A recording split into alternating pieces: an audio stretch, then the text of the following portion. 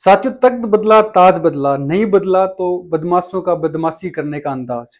ये बात मैं इसलिए कह रहा हूँ क्योंकि यहाँ पे गहलोत सरकार के बाद अब भजनलाल सरकार राजस्थान में बन चुकी है। गहलोत सरकार के समय किस तरीके से कन्हैया और जैसे तमाम जो हत्याकांड हुए, महिलाओं पे अत्याचार हुआ, वही जो आप दौर देख रहे हो, अभी उसी दौर से राजस्थान गुजर रहा है। क्योंकि पिछले दिनों में आप देखोगे झुंझुनू में एक जो वाल्मीकि समाज से आते हुए एक व्यक्ति की किस प्रकार लठों से पीट पीट कर शराब माफिया द्वारा उसकी हत्या कर दी जाती है। और दूसरा आप देखोगे हिंडौन क्षेत्र से एक मूक बधिर छात्रा थी डिम्पल मीणा। डिम्पल मीणा के साथ गैंगरेप किया जाता है, गैंगरेप करके उसको जलाने की कोशिश की जाती है। उसके बाद जो डिम्पल मीणा है वो अपना दम अस्पताल में तोड़ देती है। तो साथियों, इस प्रकार महिला अपराध में भी राजस्थान वही नंबर 1 पे बना हुआ है। और बात करें भजनलाल सरकार की, तो डिम्पल मीणा के केस में अभी तक पुलिस ने किसी अपराधी को गिरफ्तार नहीं किया। वहां के जो एसपी है उन्होंने क्या कुछ कहा वो भी आप इस वीडियो में सुनिए।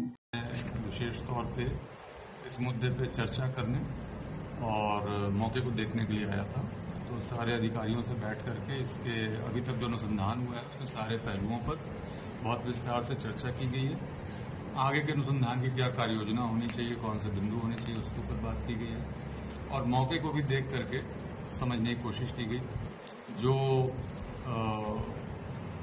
बच्ची थी उसके परिजनों से भी बातचीत की गई है। उनके भी जो दुश्चिंताएं थी या जो उनकी बातें थी उनको सुना गया। इन सारी बातों को देख करके इसके अनुसंधान को मैं मानता हूं कि इसके लिए एक विशेष जांच दल बनाए जाने की आवश्यकता है और उस विषय में आदेश प्रसारित आज ही कर दिया जाएगा और एक एसआईटी का गठन करके इसकी गहन अनुसंधान किया जाएगा और इसके तहत किया जाएगा। अभी तक आपने जो जांच कारण निकल के आए हैं बच्चे की कैसे? तो बहुत प्राथमिक स्तर पे इसकी जांच हुई है और जिसमें कि परिजनों के बयान है, बच्ची के बयान है और उसका पोस्टमार्टम रिपोर्ट है, वो सारी चीजें हैं। बट अब फर्दर इसमें जो भी पहलू निकल के सामने आ रहे हैं उन सभी की गहन जांच के लिए थोड़ा समय लगेगा और तभी इस विषय में कोई निष्कर्ष बताने की स्थिति में। कुछ बातें निकल के आ रही है कि दुष्कर्म भी हुआ है। क्या बच्चे के साथ दुष्कर्म की घटना भी हुई है? अभी इस स्तर पे बहुत ही संवेदनशील प्रकरण है, मुद्दा है, तो ऐसा कुछ इस विषय पे स्पष्ट रूप से कह पाना सही नहीं होगा।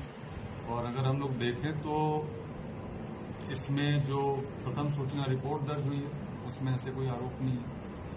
बच्ची के खुद के बयान जो विशेषज्ञ के द्वारा लिए गए हैं उसमें भी ऐसी कोई बात आई नहीं है बच्ची की तरफ से। तो इस विषय पर कोई टिप्पणी करना इस स्तर पर उचित नहीं है। कोई गिरफ्तारी या कोई हिरासत में लिया गया मामले की पूछताछ? अभी इसमें कोई गिरफ्तारी नहीं हुई है, लेकिन जिन भी लोगों से आवश्यकता पड़ रही है उनसे पूछताछ की जा रही है और सभी पहलुओं पर जांच की जा रही है।